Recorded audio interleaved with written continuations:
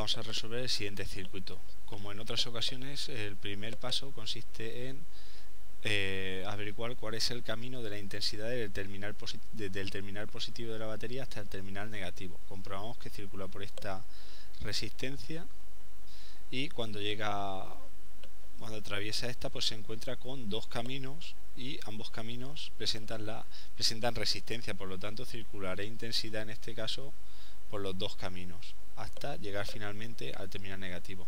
Lo que se debe hacer en este tipo de circuitos, donde se observan que tenemos elementos, resistencias colocadas en paralelo y resistencias pues colocadas en serie con estos paralelos y así sucesivamente, que se denominan circuitos mixtos, pues lo que tenemos que hacer es empezar a asociar resistencia a grupos de resistencias. Entonces, en este caso, lo primero que debemos de hacer es asociar estas dos resistencias y pues lo que vamos a hacer es calcular el equivalente en paralelo de estas dos.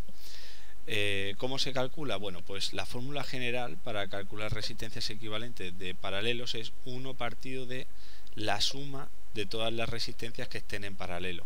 En este caso, como son dos resistencias, vamos a nombrarlas a B y C. Como la B y C están en paralelo, la fórmula sería 1 partido de RB más 1 partido de RC. Bueno, haciendo operaciones se puede comprobar que cuando únicamente son dos resistencias hay una fórmula más sencilla, que es que la resistencia equivalente en paralelo es igual al producto RB-RC partido de la suma RB más RC. De tal modo que en este caso, pues si realizásemos operaciones podríamos comprobar que la resistencia equivalente en paralelo son de 25 ohmios. Bueno, pues mira, con ese dato ya podemos calcular o podemos dibujar otro circuito eléctricamente equivalente a este, que sería una resistencia de 50, la de 25 y la batería o fuente de tensión de 250 voltios. Aquí tendríamos 50 ohmios y aquí tendríamos 25 ohmios. El siguiente paso pues sería asociar estas dos resistencias, ¿vale? Que sería, tenemos por aquí la RA y por aquí la que podríamos denominar RBC, equivalente en paralelo de estas dos resistencias, pues podríamos calcular la resistencia equivalente total, que al estar en serie es la suma y su valor sería pues una resistencia de 75 ohmios y la fuente de tensión sigue manteniendo el valor 250 voltios. Bueno, pues el siguiente paso sería calcular, una vez que conocemos voltaje y resistencia, sería calcular la intensidad igual a V partido de R, 250 partido de 75, vamos a ver cuánto da esto, son 10 tercios de amperio. Bueno, pues con esto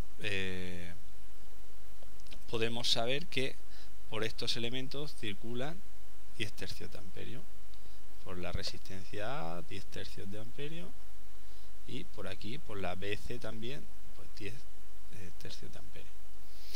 Bueno, pues sabiendo en este caso la intensidad y la resistencia, podríamos calcular cuánto vale. Podríamos decir que el voltaje en A es igual a RA por esta intensidad que acabamos de calcular, sería 50 por 10 tercios, pues 500 tercios voltios. La VBC, que es la tensión que tendríamos en los extremos de esas dos resistencias en paralelo, pues RBC por I. Tendríamos 25 por 10 tercios, pues 250 tercios de voltio. Y ahora vamos a colocar este dato por aquí. Hemos dicho que esta tensión, la de la resistencia A, son 500 tercios, ¿vale? Y aquí entre el B y el C, entre estos dos extremos, es decir, como están en paralelo, el mismo voltaje para una que para otra, hemos dicho que son 250 tercios, y aquí arriba también, bueno, pues también está sometido, al estar en paralelo, al mismo voltaje, 250 tercios. De forma que para la B y para la C nosotros podemos calcular ahora cuánto vale la intensidad. Conocemos la resistencia, podemos calcular si cuánto vale la intensidad, conocemos el voltaje, conocemos la resistencia, pues podríamos decir que la I sub B es igual a 250 tercios partido de 50, ¿vale? Pues tendríamos 250 partido de 150, vamos a ver cuánto da esto,